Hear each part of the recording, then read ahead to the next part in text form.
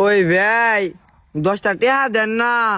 এই বেদব, তোর সলগ তোর ভালো, তুই একটা চাকরি করে খাওয়ারস না, তুই ভিক্ষা করস কে? ভাই আমার তো কেউ চাকরি দেয় না, আমি কি করে খামু? তাহলে আপনি আমার একটা চাকরি দেন। এই তো বুদ্ধিমানের কাম কইছত। আমিও একটা বুদ্ধি বাই করছি, তোর একটা চাকরির ব্যবস্থা অলরেডি হয়ে গেছে গা। কোন কি ভাই, কি চাকরি?